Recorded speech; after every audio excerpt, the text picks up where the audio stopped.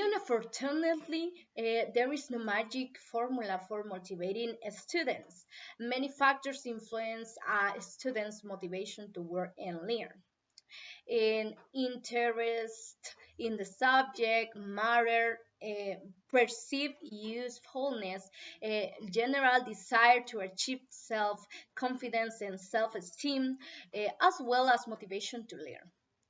The word homework sounds tedious just hearing it, not really something a person loves.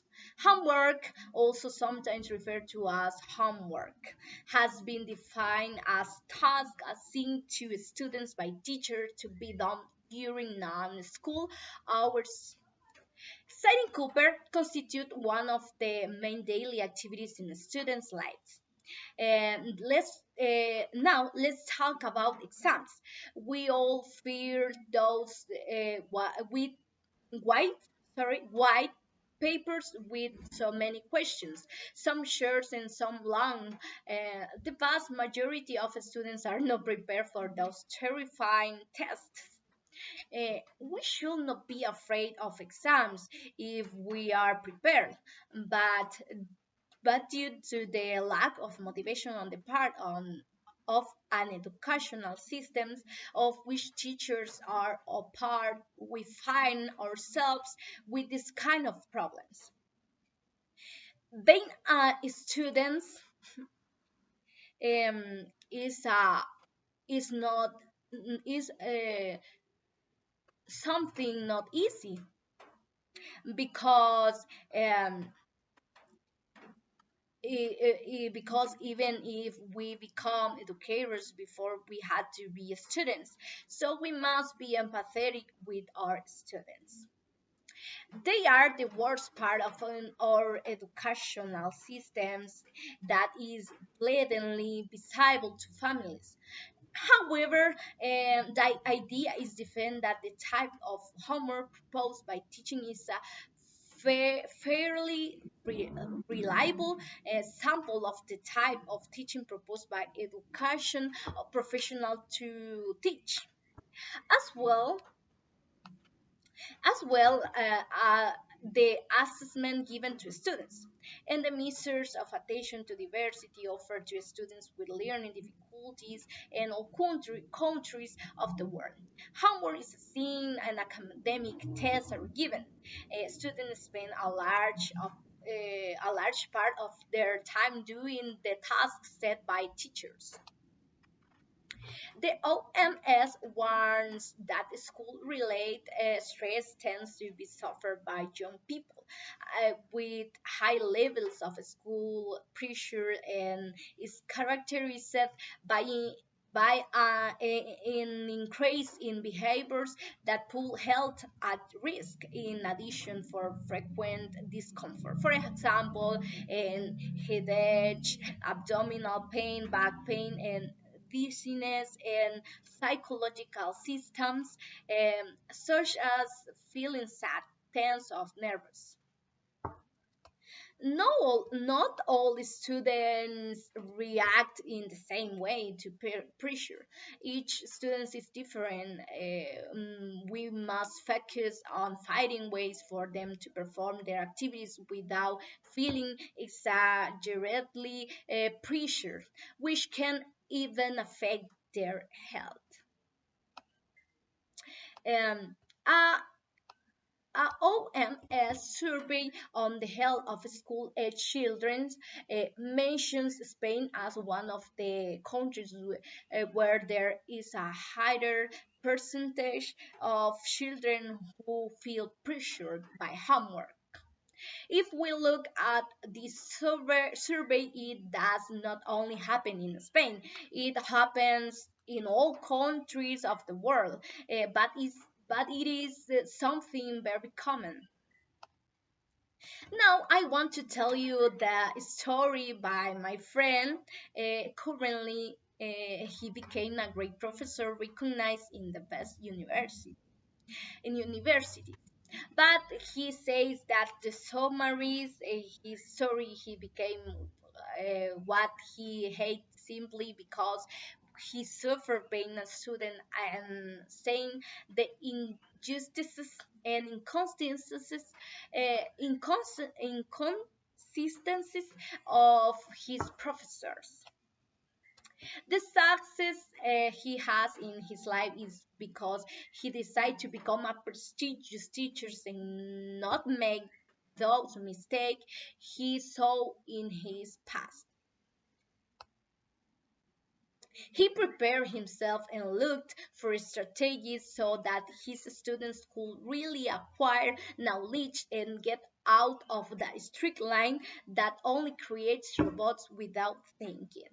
Within the fixed strategies and action plan, we have in number one, enhance intrinsic motivation. He asked his students to identify the feeling of satisfaction in some activities. He let the students look for activities that they are passionate about. For example, activities such as music, play activities, or favorite activities of any kind. He asked each students to take up pictures of an activity they did with their family, for example, going to the park, going to eat at a restaurant. During the time that the students were doing homework at home, give they some time to rest, such as watching TV or playing video games. Number two, give the students the leading role. For example, make a diagnosis of the knowledge acquired in previous years and start from there to teach them the new contents. Consult what was done in the last class sessions or week. This tactic is used by giving feedback to the students every day. Communicate clearly the objectives of the class is very, very important. Takes breaks, also takes breaks, assign roles during group work is very important. Number three, to carry out effective tests. These tests have to have an objective mainly focused on the fulfillment of competencies. That is to say that the students are really acquiring the real knowledge. They can be tasks or exams, but without losing the main focus.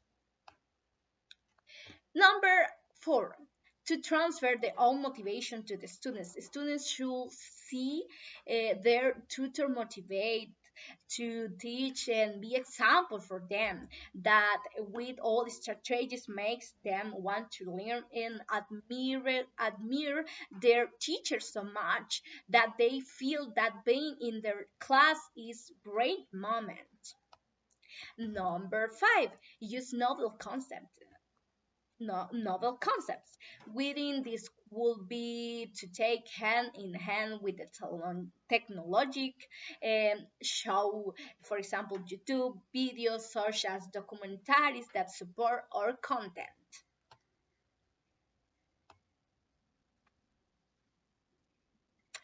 Number six, the task should be created based on the skills and abilities of the students. It is good to confront them with new challenge, but above all that is related to be content seen in class. And number seven, the exams must prove that the students have really acquired the adequate competencies. You will not gain anything if you set exams that are exaggeratedly difficult and all the students fail them. Uh, all techniques mean that each group of students he had great results, and he always received compliments for the parents because they told him that the students were really learning a lot during his teaching. If we look at John's case, it is really impressive. A teacher is an important part of the educational process of the students. But what about the parents? What about the parents? They are the fundamental basis for this to be done effectively. Parents should encourage their children to do their homework and prepare for their exams. If the teacher does his part in his daily classes, but the parents neglect their children and do not reprimand that for playing video games instead of doing their homework or studying, they are committing a great negligence.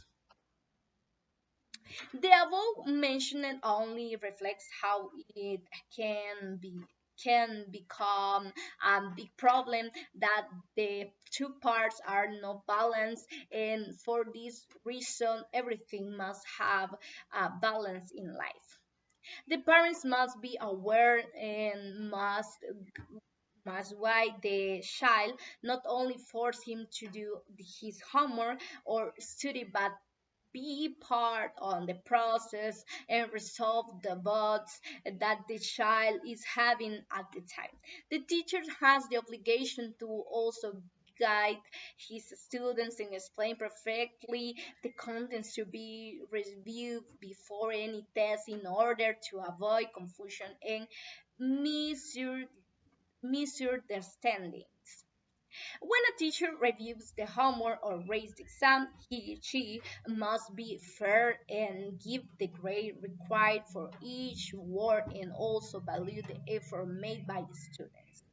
Show real interest in reviewing each activity so that the students will notice that she gives importance to activities performed. Finally, I close with this sentence: the only way to do great work is to love what you do. Steve Jobs. Thank you.